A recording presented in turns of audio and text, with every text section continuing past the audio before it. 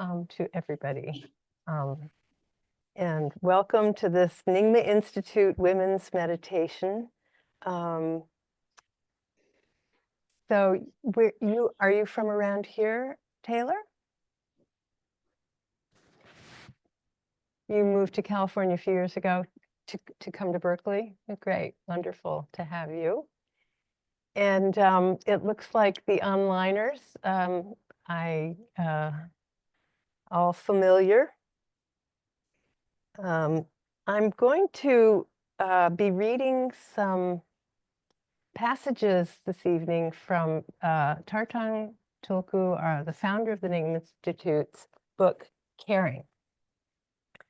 And I will do that after our meditation. But I'd like to, just before we begin, to have everybody say hello and say where you're coming from. So the people here at the Institute, we'll just start with you, Marty.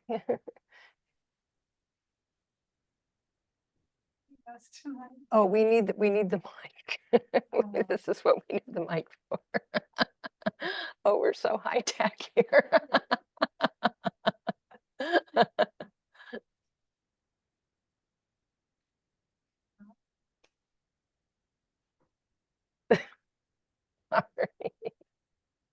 Yeah.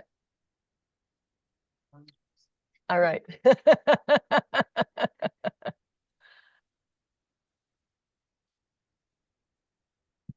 Oh, there it is. There it is. Yeah. Thank you. My name is Marty Kennedy, and I live down the hill from the Institute in North Berkeley, and I love to come here to meditate, especially the last Sunday of the month for the women's meditation. And I've had a very quiet day, and so I'm looking forward to being with you all and being more quiet. Good to have you here, Marty. I'm Sue Ellen, and I'm across town, but just a hop, sketch, and a jump there. And I'm happy to be here as well. Hi, my name is Taylor. I'm from New York, California now, and I like to meditate. Welcome for the first time, Taylor. Hi, I'm Jill. I have been a student here for a couple of years and born and raised in Berkeley, and always a pleasure to come and center down with all of you. Thank you, Jill. Margaret.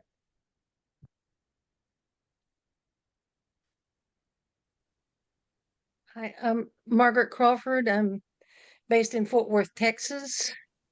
And in my younger years, I spent a lot of time at Nyingma, and so I'm glad to reconnect. So good to reconnect and have you here at least once a month. Yes. On Zoom. Great. Hedian.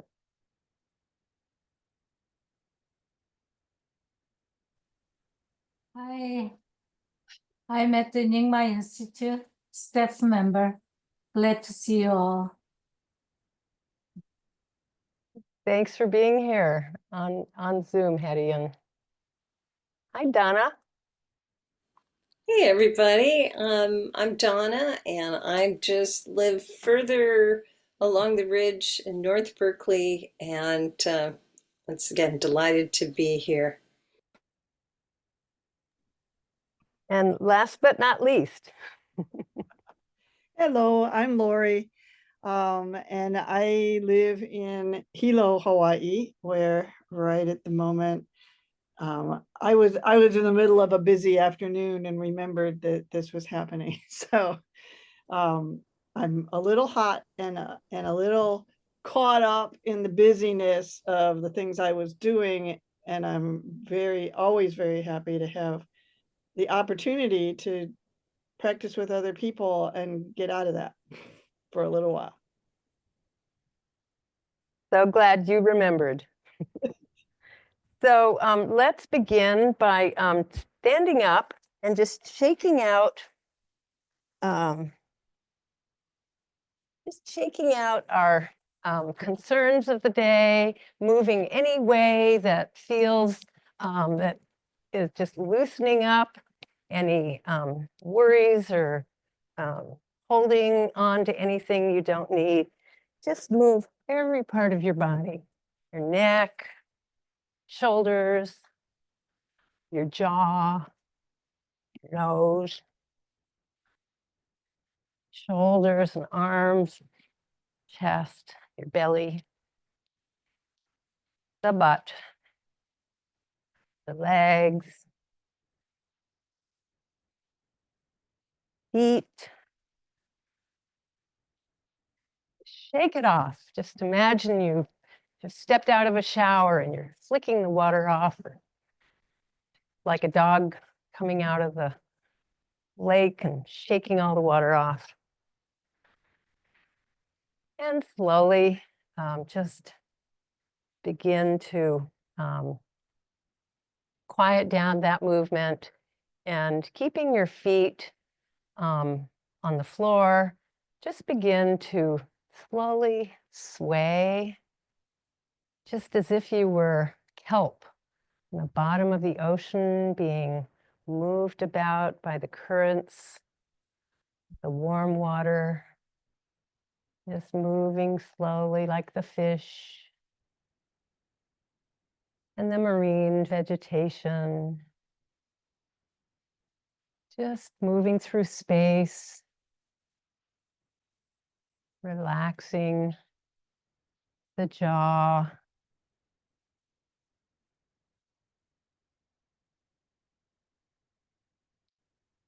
and coming into stillness, feeling a sense of balance. That very delicate point right in your center, feeling connected to the earth and having a sense of the body in space, the space around you. Take a few deep breaths, slow, gradual, in and out a couple of times.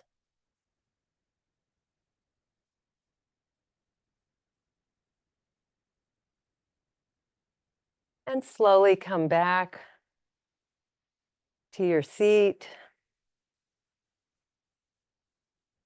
staying connected to your embodiment that you have refound.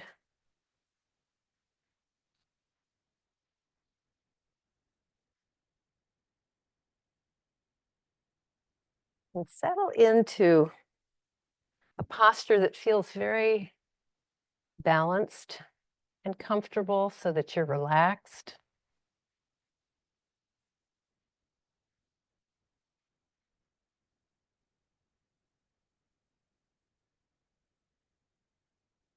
Feeling very stable. The spine having a quality of flexibility and openness. And sensing the spaciousness between each vertebra, moving up through the spine and up through the back of the neck.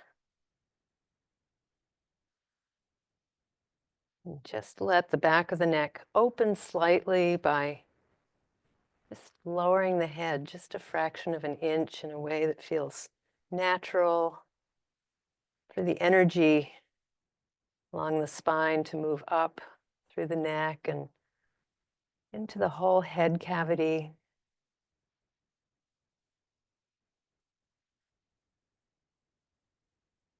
Having a sense of space above the head.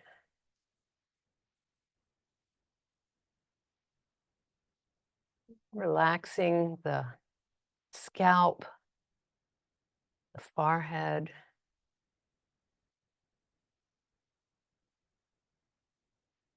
Let the eyes be downcast.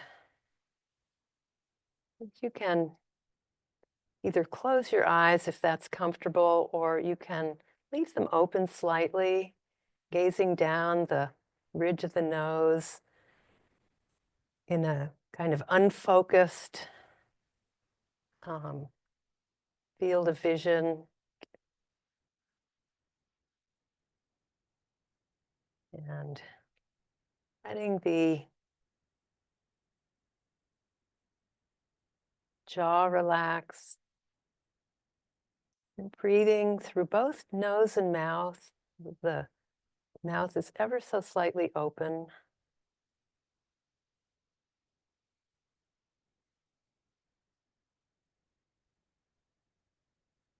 And let the tip of the tongue just gently touch the upper palate behind the front top teeth.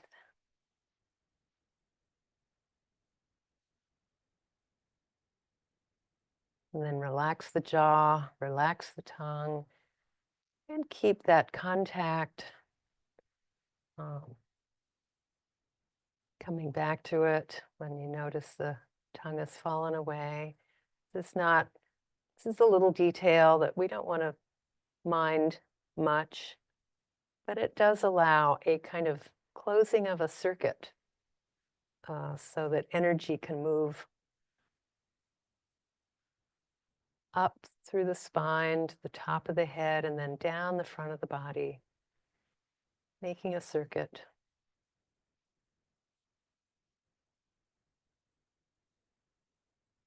Just taking a moment to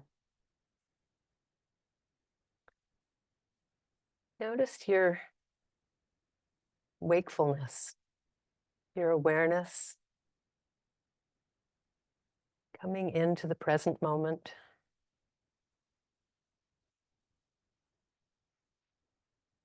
To be here with care, the quality of caring about our being here. And take a moment to just feel appreciation for your being.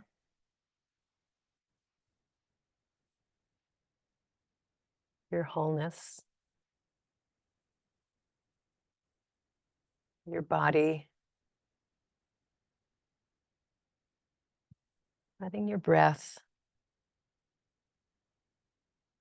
settle into its own natural rhythm.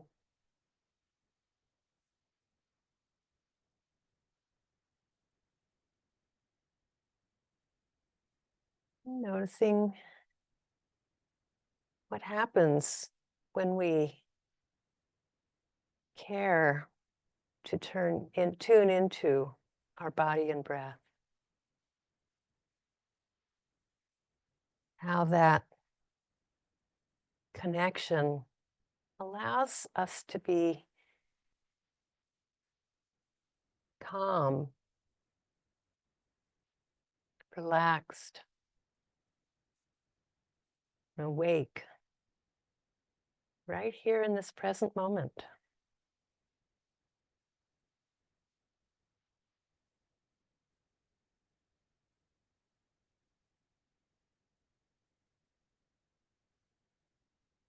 And take a moment to set an intention for yourself through this practice.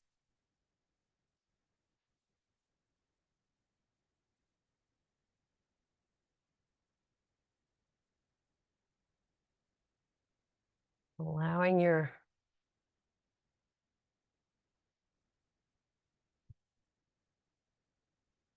whole being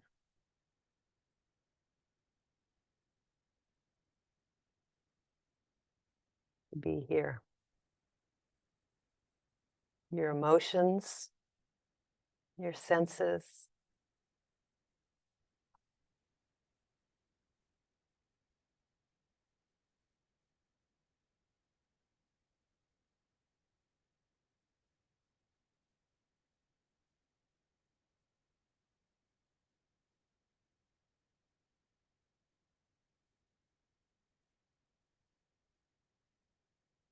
Bringing your awareness inward to your embodiment, allowing the breath to touch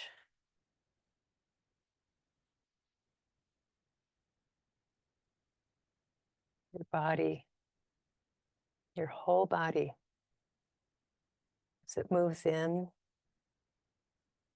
and out.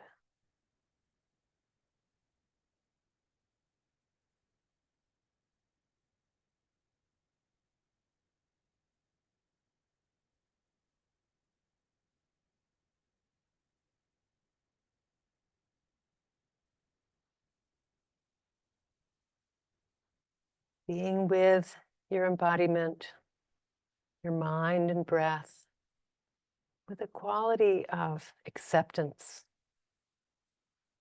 allowing whatever arises to be part of your experience.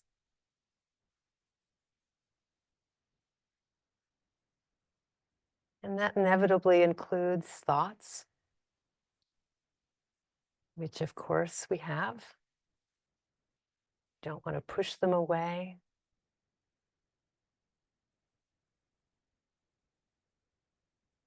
Let them be little signal flags when you notice you're not present right here, right now. Let the thoughts remind you to come back to your embodiment, your breath, your heart.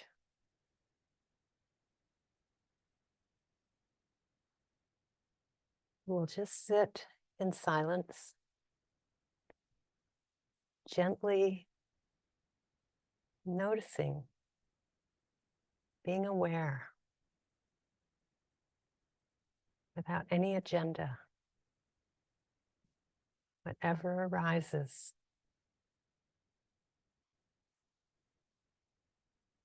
welcome it with an open heart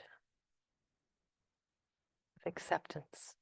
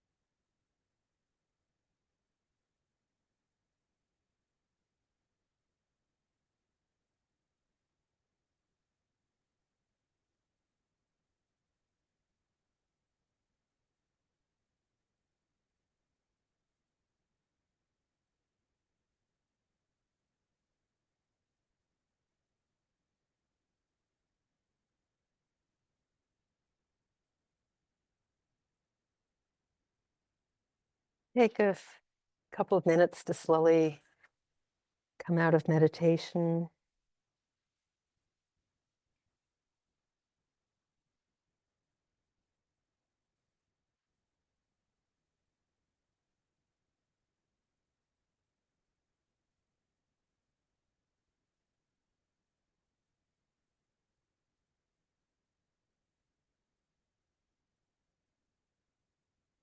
Wiggle around a little bit. Do whatever makes your body more comfortable. Gentle stretch.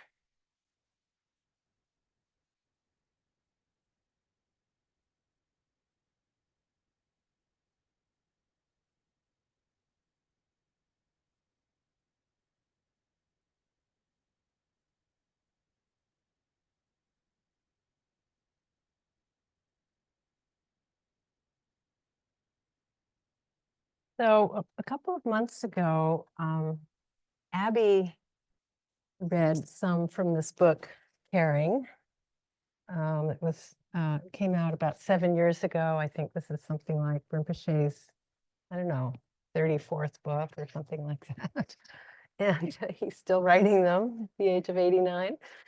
And this book is, I think, particularly helpful in this time of chaos and polarity and so much tension in the world, fears, anxiety. And Abby thought that this would be a good book for us to read as of January something, this new year. And apparently she read from the introduction and I wasn't there. And when I asked her what she had read, she couldn't remember, but she said, I think, anything from this chapter could be read many, many times, which is the case with all of his books. The more we practice, the more we absorb the Buddhist teachings, we just can take in more and more as our awareness of ourself and others works its way. And in this book about caring is really about caring for ourselves so that we can be more careful of others. So I'm going to read a few passages in the introduction. As humans, we busily live our lives and do not always recognize our need for each other. We make our way through each day, responding as best we can to life's demands. Yet at some point we realize that all our hard work has not led to satisfaction or happiness. We look back and wonder where the time went. We look forward and realize that our time remaining in this life is unknown. The days that we have left, whether they are few or many, are very precious. But what can we do to use the time we have today that will lead to a different result? Through great effort, we are able to present to the world the external evidence that we are successful and that all is well with us. But internally, we know that this wonderful facade is just that, a construction that must be maintained at all costs to cover what is missing from our lives. Happiness and a sense of satisfaction. Though our focus on the appearance of things keeps us from looking within and from seeing that each action or lack of action has consequences. The words we speak, the ways we interact, our gestures, our thoughts, and the ways we express them all affect those around us. Our unwillingness or inability to interact also sends a message often received as evidence that we do not care. And the truth is that while we may want to see ourselves as caring, it's too frightening to open our hearts when we don't believe we could offer anything that would make a difference. It takes effort to pay attention to our own actions. It takes time to stop and reflect on the impact of what we say and do. To put in the effort and take the time would require us to care about others and about ourselves in an almost revolutionary way. And it would have to matter enough that we would do the hard work of making changes. We might find ourselves wondering if it really even is worth it to try something different, or if making changes in how we live our lives could ever lead to something better. Where would we even start? In our zeal to maintain the facade, we mistake our efforts as evidence that we are caring for ourselves. In fact, we are not caring for anything but the facade, which is not, by the way, who we are. It is only a construction that hides us from our own true selves. Our fears tell us it is better to maintain this cover because our true selves would not measure up to the standard we have set for an acceptable presentation to others. Because so many of us are on the same destructive path, we are losing the teachings and wisdom that remind us where happiness, joy, and satisfaction are to be found. As a result, we are losing contact with the important knowledge that our senses provide us in abundance throughout each day. We do not understand how our minds work, and that our thoughts do not represent truths, but rather serve to perpetuate the ongoing narrative that maintains the facade we cling to so desperately. We have lost awareness of the valuable wisdom our emotions could provide, choosing to view feelings as something to suppress because they are unpredictable and therefore frightening.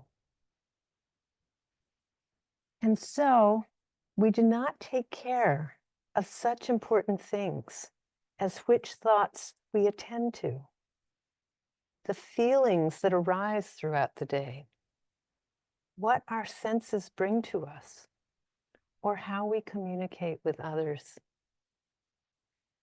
This means we have chosen not to contact the very parts of our being that can help us find satisfaction and a sense of well-being. We have made the error of assuming that our thoughts are sufficient to get us out of the mess in which we find ourselves, even though our thoughts have played a large role in creating that mess. This also means we have lost the ability to care about the gifts we have been given, which could move us toward enlightenment, our hearts, minds, souls, emotions, and senses. We have even lost the compass that could help us evaluate the effects of our choices, words, thoughts, and actions, leaving us without a stable point of reference for the guidance we need in our struggles. One step is to recognize and appreciate that we are always in this moment. There are many resources available to us if we are willing to stop accepting that what we are right now is not all we are capable of being and becoming. The admonition to be here now is something we've heard, but we may not know how to go about it or understand why it matters.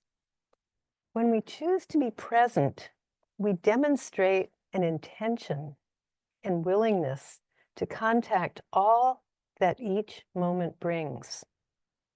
The thoughts that arise, the feelings that are present, our sensory connections with the physical world, our interactions with other beings, and more. To grow in our ability to maintain contact with the present moment is not an easy task, but it is something we can learn to do. Training in how our minds work can give us tools for understanding that what seems real and logical is often a fabrication without substance. We can also grow by learning how our emotions work, the complexities they represent and reveal, and how to allow the experiencing of feelings to teach us. Learning to meditate or engaging in a spiritual practice can open us up to learning about our mission in this life and the journey ahead of us. Becoming attuned to all our senses, what we see, hear, touch, taste, and smell, allows us to access to genuine riches that are in our haste, we risk missing altogether. Like a traveler who spends more time taking photos than having the experience of being somewhere new.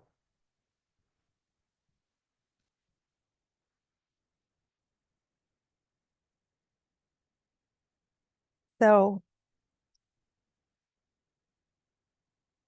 I find this whole book and this introduction very provocative. And I'm just wondering if anybody has any thoughts or ideas about, what it is, that what is the answer he's giving us? Or is he really giving us answers, or just trying to open our minds to more questions, more opening awareness? Maybe the answers will come if we're in that present moment. Certainly, if we're in the present moment, we're not thinking about, oh, I forgot to introduce myself. My name's Olivia. Or if we're in the future, worrying about what's going to happen tomorrow, or, what am I going to have for dinner tonight?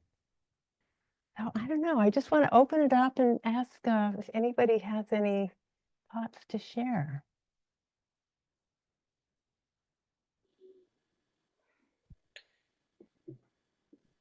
Donna. I just wanted to say that I found one of the joys of getting older is being able to relax some of these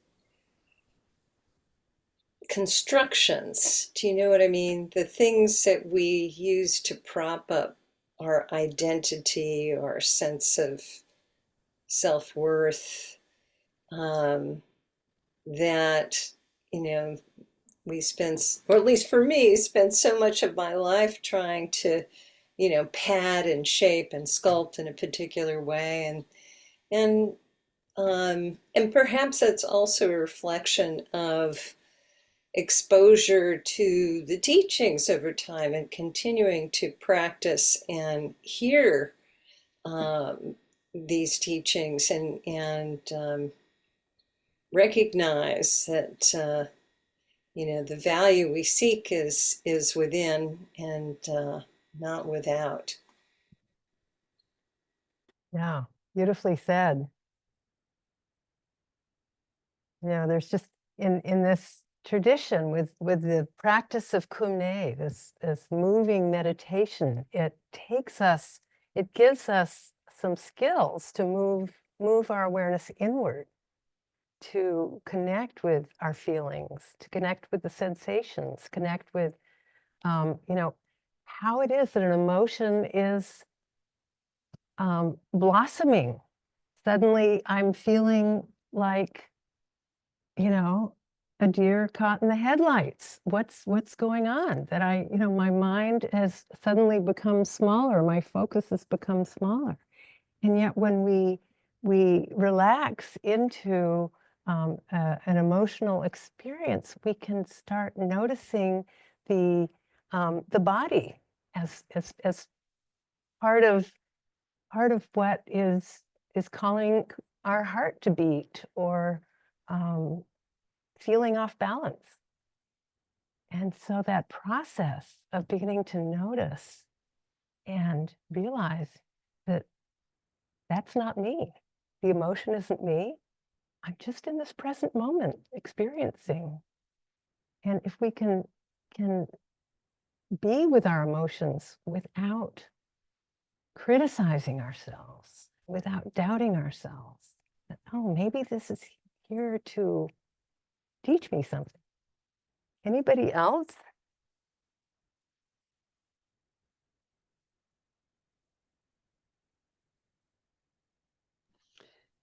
I have the experience when I hear a word like caring, or I just even pick up the book, and then it's a matter of, is this am I what is caring? I mean, is it caring like something makes a difference, or it doesn't make any difference? Or is it something that I care for, like I really care for that person, or I don't care for that because I don't like it, or I don't care, like I don't care at all, like I'm indifferent, or so there's caring for, caring to, or caring about, all these ways that and the in my practice today, I found that I was noticing that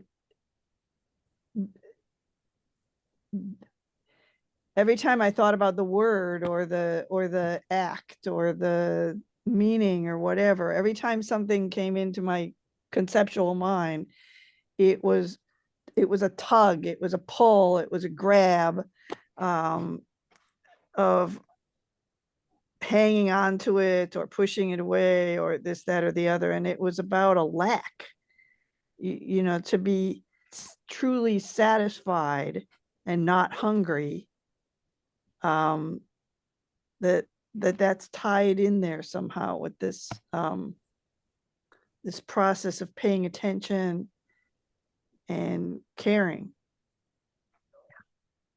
I'm not even sure I made a whole lot of sense with all this rambling, but Well, Rinpoche makes the point of, talking about caring for ourselves, caring for others, but just caring, which is a quality that we can develop. And when we bring that quality to our actions, to our speech, to our thoughts, something shifts. He also uses that, it's the idea of being aware of, but then there's also just open awareness.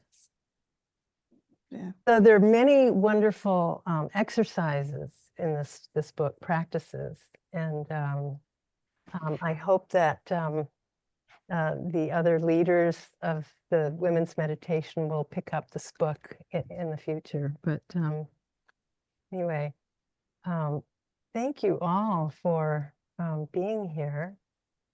And it is our tradition,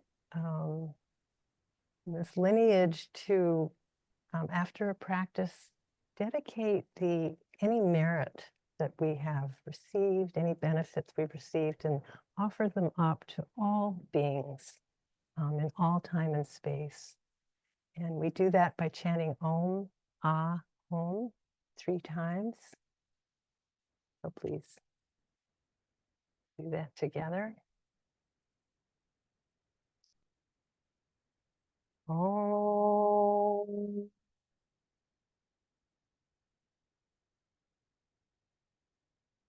Ah.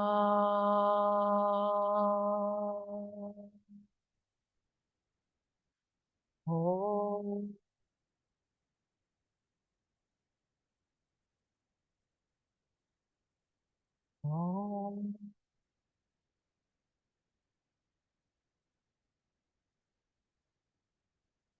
Om.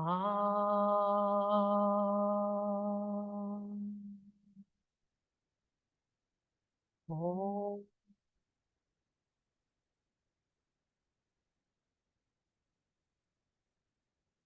Om.